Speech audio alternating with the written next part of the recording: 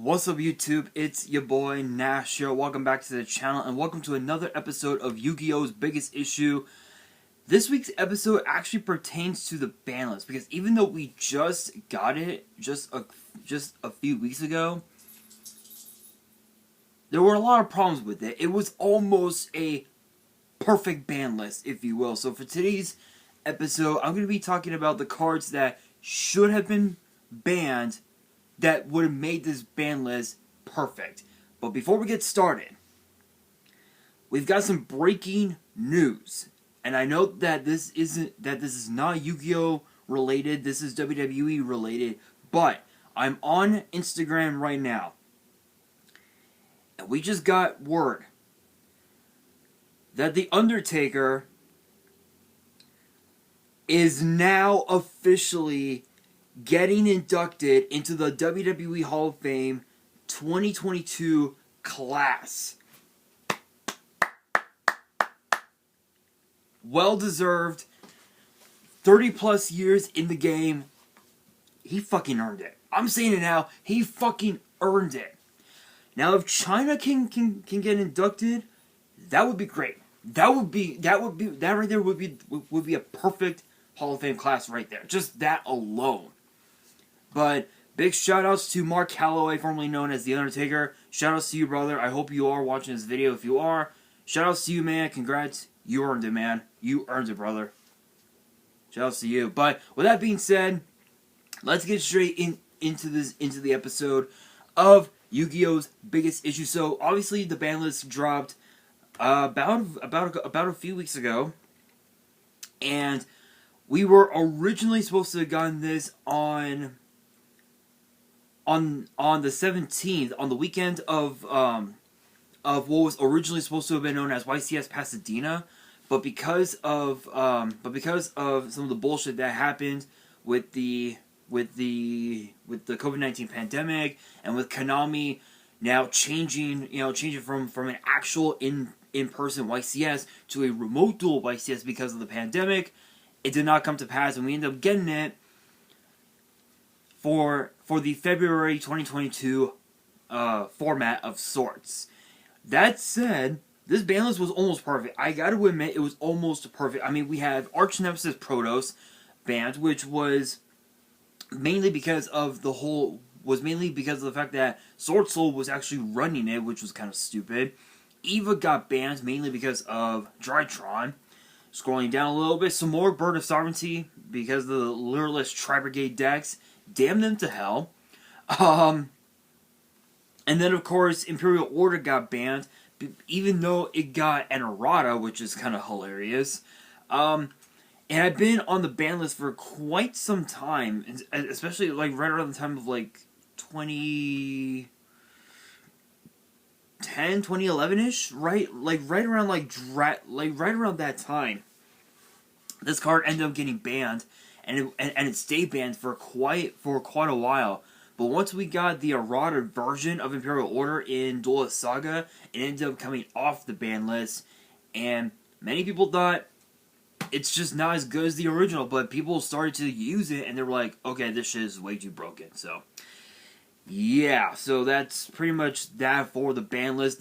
For the bans, the limiteds, Astrograph Sorcerer coming back mainly because of the fact that we're getting Dimension Force coming up in less than a few months, and because of that, Konami wants to bring back most of the pen sorcerer cards because of it. And I think we're still missing quite a few cards. Yeah, we are missing the Monkey Board, which was one of the big cards that was needed for the deck. Supreme King starting Venom. I don't think that's ever gonna come off, but yeah. Destrudo the Lost Dragon's Friction. Fairy Tale Snow got taken off. Lunalight Tiger got taken off and limited to 1. Lureless Recital Starling got limited to 1. Monster Gate to 1, Pot of Desires to 1, which is hilarious. And then the cards that got semi-limited, you have You have A Hero Lives, Fusion Destiny, Nadir Servant, Salmon Great Circle, and Scapegoat, which really doesn't make sense, even though it really does nothing to the meta. It's they're still pretty good, but Destiny Hero Malicious to 2, I can definitely see it. All the different hero based decks are still abusing Malicious, so it makes sense. And then the cards that are off the list, you've got Danger Nessie, Performer Pal Skulker Bad Joker, Red Eyes Darkness Metal Dragon, a Mercy Teleport Regeki, and Skill Drain. Skill Drain ended up being limited to 1.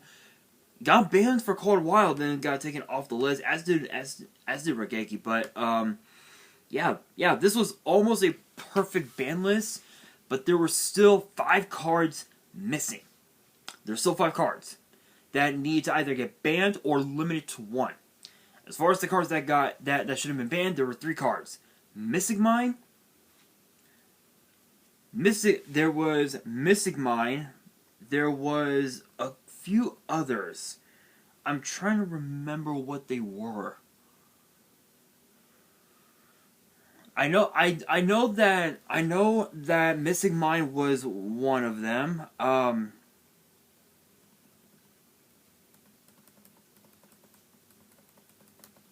Trying to remember. I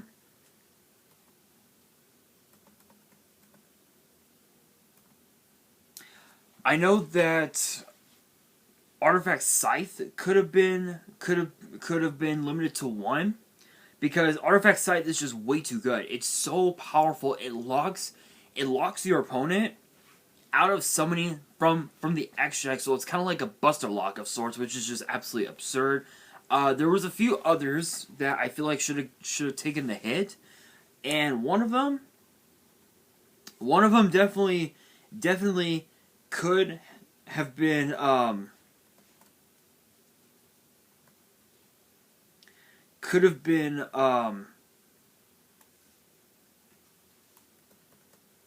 there were so many cards that could have been hit, but I know that Scythe and Mystic Mine could have been the two main cards that could have gone hit.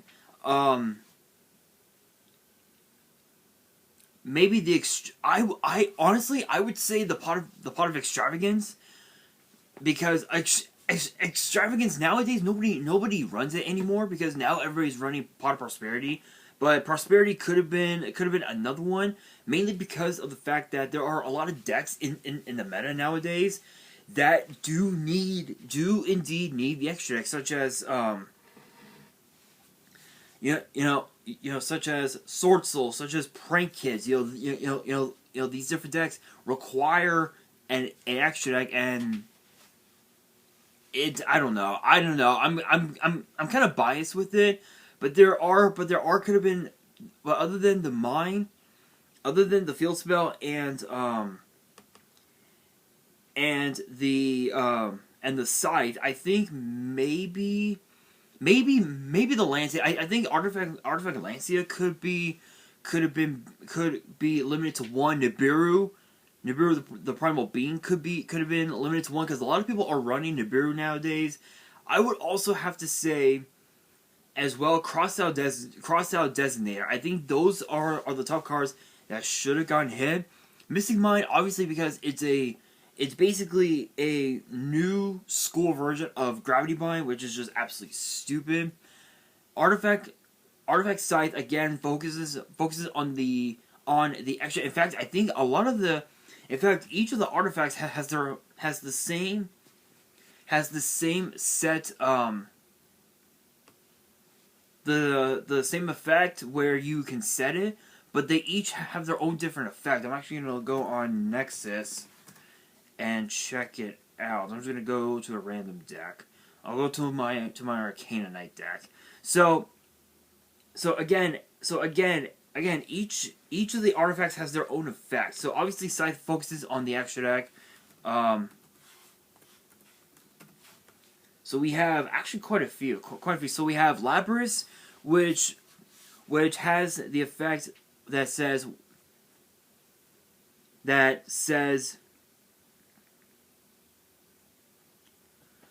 that says when an artifact card or cards is destroyed and sent to your grave, except during the damage step, you can special summon this card from your hand. So it has a sort of a Cyber Dragon effect. Scythe focuses on locking your opponent out of the extra deck when it's special summoned. Moral Attack has the effect where you can pop one face-up card your opponent controls upon it being special summoned. So it has sort of like a MST trap hole effect. Fail Not has the effect where if it's special summoned during your opponent's turn, then you can target one artifact card, or I guess monster in your grave, set it to your back row, which is pretty cool. Chakram is not the best. It's not the best, but it actually has a pretty cool effect, which reads during either player's turn, when a card or effect is activated that would destroy a spell or trap card or card to control, while this card is in your hand, you can return one set spell or trap you control to the hand, special summon this card. So it's basically Grapha. It's basically a Grapha, but as a artifact, which is pretty crazy. Vajra is not that great. I mean, it's cool, but it basically is a. It's basically a Harpy's Feather Duster, but for your side of the field, which is kind of stupid. Then of course you got the Lancea, which is basically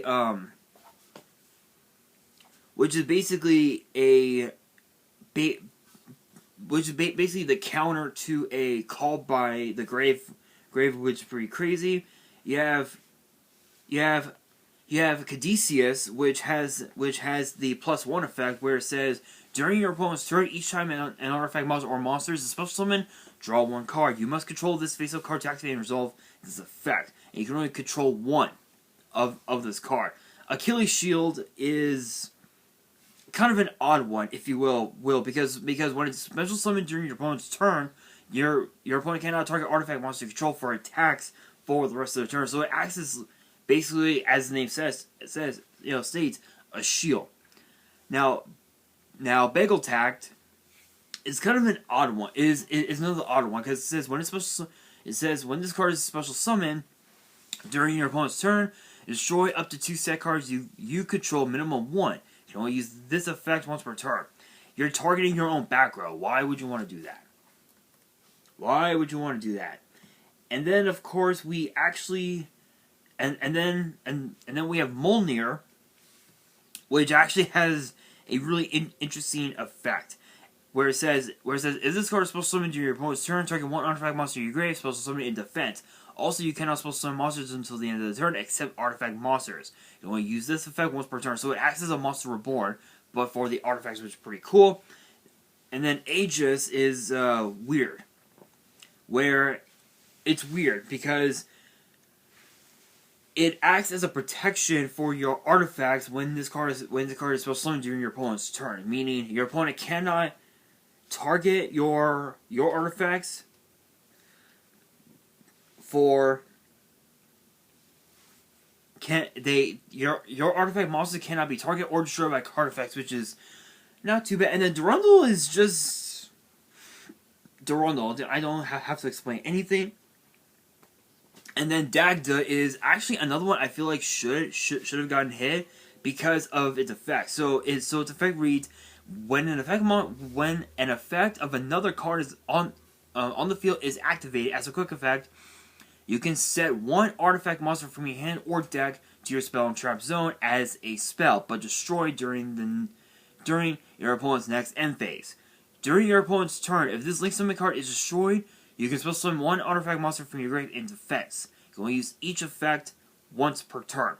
So not only is this a monster reborn for the artifacts, but you're setting cards like Lancea and fucking Scythe to your back row, So your opponent will have no choice but to destroy them off of the effects of a card like, say, Harvey's Feather Duster, and their effects would be triggered right off the bat, which is just absolutely stupid. So I feel like those cards should have gotten banned because of that reason, because a lot of decks nowadays run those cards, such as Sword Soul, such as Literalist Tri-Brigade. In fact, they're mostly ran in the main deck, but there are some that prefer to put those cards in the side deck as like a as like an additional insurance policy, if you will. So all in all, those are the cards I feel like should have gotten hit. But if you look at it from if you really think about it, Scythe and Mystic Mind could have been the top 2 main cards that could have gotten banned. But that does bring me to the question of the day. What cards do you guys think should have been banned, and why? Let me know in the comments below. And that will do it for today's video. I know that this was relatively short, but I just wanted to give you guys my thoughts on this matter. But again, I apologize if it was short. If it was a short video. But if you guys did enjoy this video and you guys want to see more episodes of Yu-Gi-Oh's Biggest Issue, which get posted every Friday, make sure you guys give this video a thumbs up, subscribe to the channel, and hit that notification bell so you guys do not miss out on any new content that comes your way. And be sure to follow me on Twitter and on Instagram. The links will be down in the description below. And if you guys want to send fan mail to me and you guys want me to open it up on the channel, all the info will be in the description as well. And on that, this is your boy Nash, signing out.